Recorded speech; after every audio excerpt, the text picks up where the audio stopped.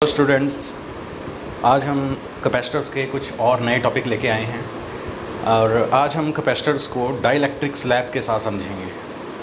तो आज मैं पहला टॉपिक आपको बताऊंगा जिसमें हम एक पैरेलल प्लेट कैपेसिटर के अंदर डाइलेक्ट्रिक स्लैब इंसर्ट करेंगे कम्प्लीटली।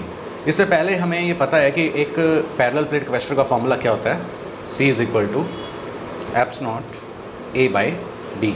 लेकिन ये फॉर्मूला तब होता है जब प्लेट्स के बीच में हमारे पास कुछ नहीं होता, ओनली एयर होती है, तब हम यहाँ पे ε0 यूज़ करते हैं। बट अगर मैं एक डाइलेक्ट्रिक कांस्टेंट स्लैब डाल दूँ जिसका डाइलेक्ट्रिक कांस्टेंट K है या फिर रिलेटिव परमिबिलिटी उसकी परमिटिविटी उसकी ER है, εr है, तो अगर मैं ये इंसर्ट करता हूँ तो मेरी जो नई कैपेसिटेंस है ये इससे मल्टीपल हो जाती है। That means K times of capacitance with air. ठीक है, यानी कि अगर आप डाइलेक्ट्रिक कांस्टेंट स्लैब डालते हो तो जो भी उसका डाइलेक्ट्रिक कांस्टेंट है वो उसके पहले कैपेसिटेंस से मल्टीप्लाई हो जाएगा। ओके, सो यही बात मैंने यहाँ पे लिखी है। मैंने dielectric slab of dielectric constant is insert in between the plates, the capacitance becomes K times of initial capacitance. तो अभी एक और कंसेप्ट मैं आपको बताता हूँ जिसमें डाइलेक्ट्रिक इंसर्शन को जब हम करते हैं और साथ में अगर बैटरी भी अटैच हो तो बैटरी का क्या काम होता है, बैटरी क्या करती है ऐसे में। तो मैंने एक डायग्राम बनाया है यहाँ पे, आप इस डायग्राम को गौर से देखिए। यहाँ इससे पहले पैरेलल प्लेट्स के ऊपर +Q और -Q चार्ज था जब मैंने अभी की अटैच नहीं की थी। ऑलरेडी ये चार्ज्ड कैपेसिटर्स हैं और इनके ऊपर Q चार्ज आ रखा है। ठीक है, और लेकिन जैसे ही मैं इसके साथ इसके अंदर एक डाइलेक्ट्रिक कांस्टेंट स्लैब डाल देता हूँ, अब इससे क्या होगा, इससे इसका कैपेसिटेंस बढ़ जाएगा। कैपेसिटेंस बढ़ जाएगा दैट मीन्स इसकी चार्ज स्टोर करने की क्षमता भी बढ़ गई है, यानी कि अभी मैं इसको और चार्ज दे सकता हूँ। तो जैसे ही मैं एक डाइलेक्ट्रिक स्लैब इन प्लेट्स के बीच में डालूंगा और की ऑन करूँगा तो बैटरी क्या करेगी, बैटरी इनको कुछ चार्जेस और देगी और इससे इस Q चार्जेस को चेंज होके इसकी वैल्यू क्या हो जाएगी, Q' हो जाएगी। ठीक है, क्योंकि बैटरी वर्क कर रही है और यहाँ पे जो डाइलेक्ट्रिक इसके डाइलेक्ट्रिक के ऊपर जो चार्जेस इंड्यूस होते हैं, तो क्योंकि ये पॉजिटिव से अटैच है तो यहाँ नेगेटिव इंड्यूस होगा और ये नेगेटिव से अटैच है तो यहाँ पॉजिटिव इंड्यूस होगा। तो इसलिए यहाँ पे जो हमारे पास जो नया चार्ज है वो इधर माइनस हो गया और इधर प्लस हो गया। तो बैटरी को कुछ काम करना पड़ा, यहाँ पे बैटरी को एक्स्ट्रा चार्जेस देने पड़े। When a dielectric slab of dielectric constant is inserted, capacitance increases and battery will supply more charge. And the new steady state charge becomes K times of CV. अब यहाँ पे CV क्या है, CV है, पहले इसके चार्ज कितने थे Q, और Q की वैल्यू कितनी होती है, since Q = CV। और कैपेसिटेंस डाइलेक्ट्रिक डालने के बाद इसका कैपेसिटेंस कितना हो गया, K टाइम। तो इसके जो नए चार्जेस हैं, तो वो जो नए चार्जेस हैं वो कितने हो जाएंगे, K times of CV। Now battery ने कितना काम किया, बैटरी ने कितने चार्जेस फ्लो किए, उसके बारे में बात करते हैं। तो बैटरी जैसे ही यहाँ पे मैंने कनेक्ट किया तो यहाँ बैटरी ने ΔQ चार्जेस फ्लो करवाए और वो ΔQ कितने होंगे, जितना अब चार्ज है माइनस जितना पहले था। जो अब चार्ज है वो कितना है, KCV, और पहले कितना था, CV। यहाँ से अगर मैं CV कॉमन ले लेता हूँ तो CV K-1 इतना चार्ज फ्लो करवाया है बैटरी ने। ओके, तो अब हम बात करते हैं कि वर्क डन कितना किया, कितनी एनर्जी यूटिलाइज्ड हुई यहाँ पे बैटरी की, work done by the battery. अब वर्क डन का फॉर्मूला क्या होता है, चार्ज इनटू पोटेंशियल। जितना बैटरी ने चार्ज ट्रांसफ़र किया है और जितना उस पर पोटेंशियल आया है। ठीक है, तो ΔQ की वैल्यू CV K-1 और इसके साथ अगर मैं एक और भी मल्टीप्लाई कर दूँ तो CV² K-1 हो जाता है। तो ये हमारा कंसेप्ट था जब हमने एक डाइलेक्ट्रिक कांस्टेंट स्लैब डाली है किसी पैरेलल प्लेट कैपेसिटर के बीच में। इसके साथ ही अब हम एक नया टॉपिक आपको दिखाते हैं जिसमें हम यहाँ जो डाइलेक्ट्रिक स्लैब्स डाल रहे हैं वो एक ही तरह की ना डाल के कुछ अलग मल्टीपल प्लेट्स इसमें अगर हम इंसर्ट करते हैं। सो ये रहा मेरा नया डायग्राम जिसमें मैं पहले तो पैरेलल टू प्लेट्स डालूँगा, डाइलेक्ट्रिक स्लैब्स हैं मेरे। ठीक है, यहाँ मैंने कुछ डाइलेक्ट्रिक स्लैब्स डाली हैं अलग अलग थिकनेस की। T1 थिकनेस तक जो इसका टोटल डिस्टेंस है वो है D पैरेलल प्लेट का। तो T1 थिकनेस तक मैंने डाइलेक्ट्रिक कांस्टेंट K1 डाला है। उसके बाद दूसरी स्लैब डाली है जिसका डाइलेक्ट्रिक कांस्टेंट K2 है और उसके बाद तीसरी स्लैब डाली है जिसका डाइलेक्ट्रिक कांस्टेंट K3 है और इनकी थिकनेस यहाँ मैंने दे रखी है T1, T2 और T3। ठीक है, तो क्योंकि ये पैरेलल कनेक्ट हैं इस तरह से, ठीक है, मतलब आपको लग रहा होगा कि ये पैरेलल है बट एक्चुअल में ये सीरीज़ में है। ये देखिए मैंने इनको तीनों को अलग अलग करके दिखा दिया है यहाँ पे। ठीक है ना।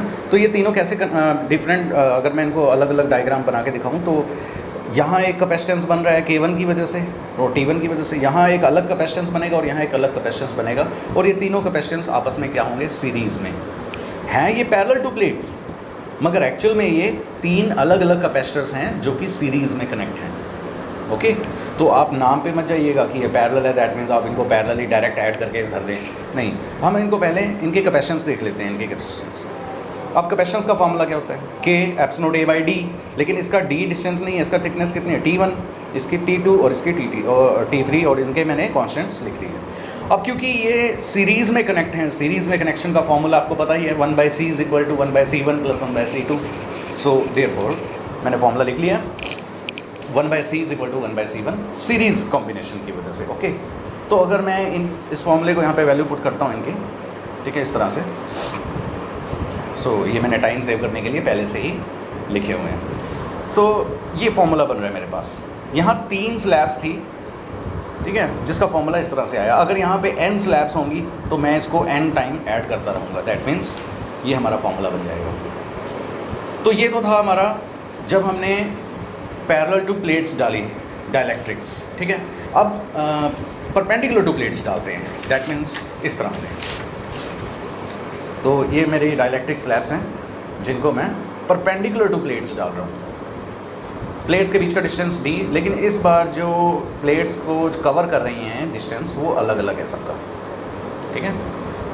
तो x1, x2, x3, ठीक है। ये प्लेट्स को इन्होंने जितना एरिया कवर किया है वो दिखा रहा हूँ मैं यहाँ पे। तो ब्रेथ तो सेम होगी इनकी प्लेट्स की, तो यहाँ पे जो एरिया बनेगा वो बनेगा x1 इंटू ब्रेथ b, यहाँ पे एरिया बनेगा x2 इंटू बी, यहाँ पे एरिया बनेगा x3 इंटू बी।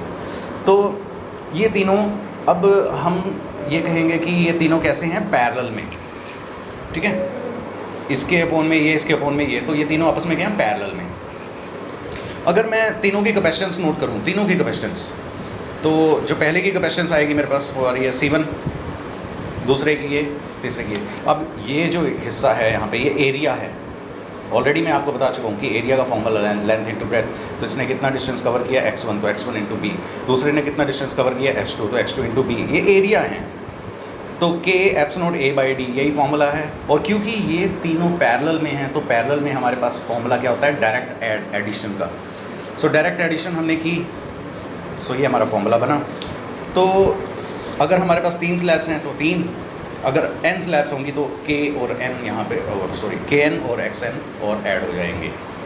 ओके, तो हमने समझा कि अगर मैं पैरेलल टू प्लेट्स डाइलेक्ट्रिक्स डालता हूँ अलग अलग डिफरेंट, तो कैसे ऐड करना है उनको, और अगर नॉर्मल टू प्लेट्स डालते हैं तो उनको कैसे ऐड करना है, ये अब आप समझ चुके होंगे, ठीक है। एक और समझ लेते हैं छोटा सा टॉपिक कि अगर हम पार्शियल फिलिंग करें, अगर मैं पूरी तरह प्लेट्स के बीच में कैपेसिटर्स ना, डाइलेक्ट्रिक ना भरूँ, सिर्फ इतना हिस्सा भरूँ T थिकनेस तक, तो फॉर्मूला क्या होता है हमारे पास, C = epsilon A by D, ठीक है, एप्सिलॉन A बाई D।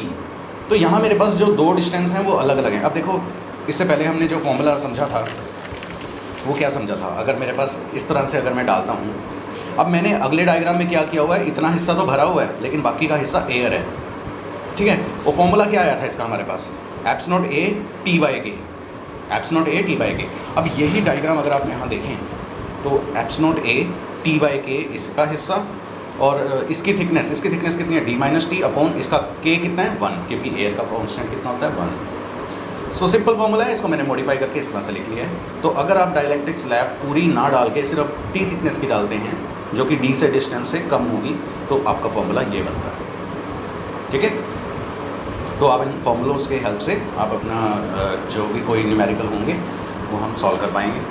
और हाँ, इस पर ये डिपेंड नहीं करता कि आपने डाइलेक्ट्रिक स्लैब इस तरफ रखी है या इस तरफ रखी है या बीच में रखी है, ये इस तरह से इंडिपेंडेंट होती है, फॉर्मूला यही रहेगा, आप स्लैब चाहे कहीं पे भी रखिए, ठीक है। तो अपनी नेक्स्ट वीडियोज़ में मैं कुछ और टॉपिक लेके आऊँगा जिसमें हम डाइलेक्ट्रिक स्लैब्स की वेरिएशंस पढ़ेंगे कि अगर मैं डाइलेक्ट्रिक कांस्टेंट पूरी तरह, मतलब कांस्टेंट डाइलेक्ट्रिक ना रखूँ, वेरी कर रहा हो डिस्टेंस के साथ, तो कैपेसिटेंस क्या बनेगी, ठीक है। आप कृपया लाइक करते रहें और वीडियोस का भी इंतज़ार करें। थैंक्स।